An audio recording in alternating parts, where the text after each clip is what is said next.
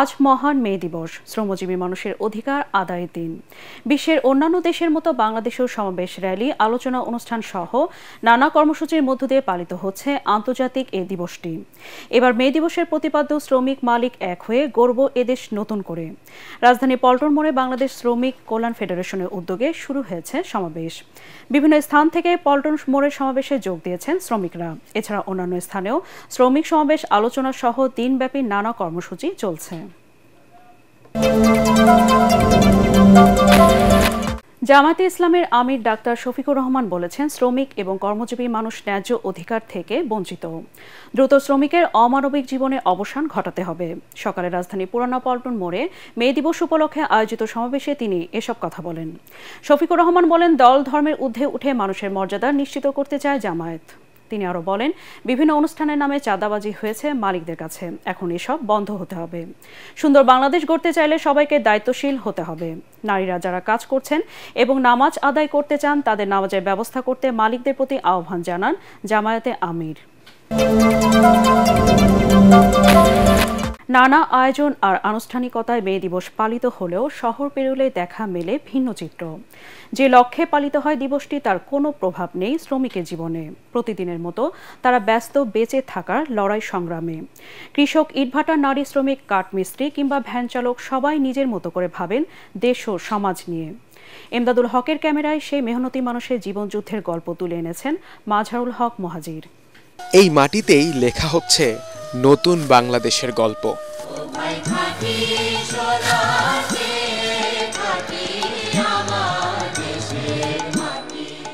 বদলের পথটা সহজ নয়, কিন্তু এই মাটি জানে বীজ বোনা মানেই নতুন ভোরের সম্ভাবনা। এখানে কোনো মিছিল নেই, আছে নিরন্তর এক সংগ্রাম, যে গল্পটা অজানা নয় কারোরই।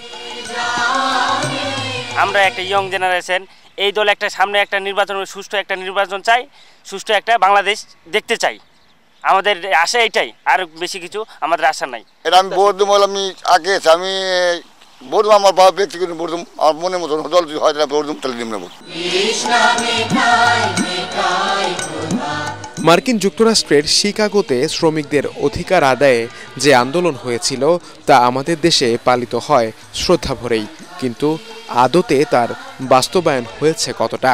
কিংবা বৈষম্য বিলোপের দাবিতে দুনিয়া কাঁপানো 5 আগস্ট অভ্যুত্থান পরবর্তী বাংলাদেশে কেমন আছেন আমাদের শ্রমিকরা? যদি 1000 টাকা কামাই করে 1000 টাকা শেষ। একটা লোকের তো দিন 500 টাকা 600 টাকা, তার খরচ হয় তোমার ধরেন 800 টাকা 1000 টাকা। এই দিন মজুরি তো কষ্ট না, প্রচুর কষ্ট। সবাই কাজ কাম করে যাতে তাদের জীবিকা নির্বাহ করতে পারে, এটাই দেশের কাছে চাওয়া। মানে করেন কোনোদিন 900 টাকা ইনকাম হয়, কোনোদিন 1000 টাকা, কোনোদিন 600 টাকা। আমরা টাকাটা ঠিক মতন পাই, আমরা আর কি সময় কি দরকার নেই, আমরা ভালো থাকি, হয় জীবন বেঁচে থাকি। এখন অনেক শ্রমিক তার প্রাপ্য মজুরি পেতে অপেক্ষা করেন মাসের পর মাস। তাই তো নিজেদের অধিকার আদায়ে শ্রমিকদের রাস্তায় নামার দৃশ্য দেখা যায় হরহামেশায়। দিন শেষে তারাও বাঁচতে চায়, পেতে চায় ন্যায্য মজুরি। এদেশের বেশিরভাগ শ্রমিকরাই জানেন না মে দিবসের মানেটা আসলে কি, কিন্তু তাতেই বা কি আসে যায়। তারা শুধু বোঝেন তাদের 2 বেলা 2 মুঠো খাবারের নিশ্চয়তা। তাই তো কত সরকার এলো গেল, কিন্তু এই শ্রমিক ভাই বোনদের দাবিটা পরিষ্কার। তারা শুধু চান তাদের ন্যায্য অধিকার। অতীতে জনগণ গণতান্ত্রিক অধিকার চর্চা করতে পারেনি, তাই বিভিন্ন দাবি নিয়ে মানুষ এখন রাস্তায় নামছে বলে মন্তব্য করেছেন শিক্ষা উপদেষ্টা অধ্যাপক CR আবরার। সকালে Dhaka residential model school and কলেজের 16তম জাতীয় বিজ্ঞান কার্নিভালে তিনি এসব কথা বলেন। উপদেষ্টা বলেন, দেশে এখন অস্থির পরিস্থিতি বিরাজ করছে, তাই জনদুর্ভোগ সৃষ্টি হয় এমন কাজ থেকে সবাইকে বিরত থাকার আহ্বান জানান তিনি। 100টি স্কুলের সহস্রাধিক শিক্ষার্থীর অংশগ্রহণে আজ থেকে 3 দিন ব্যাপী এই কার্নিভাল চলবে।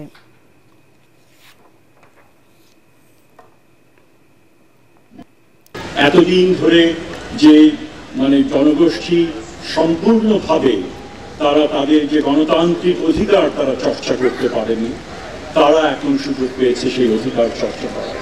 আগে যখনই কেউ কোনো দাবি দাওয়া উত্থাপন করতো রাষ্ট্র তখন তাদের ঝাঁপিয়ে পড়তো তাদের উপরে।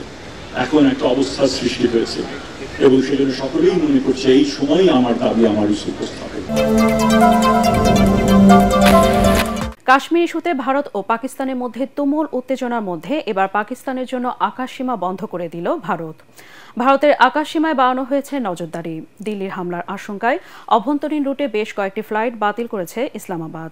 চিরশত্রু দেশ দুটির মধ্যে যুদ্ধের আশঙ্কায় চলমান উত্তেজনা নিরসনে ভারত ও পাকিস্তান সরকারকে প্রয়োজনীয় পদক্ষেপ নেওয়ার আহ্বান জানিয়েছে যুক্তরাষ্ট্র।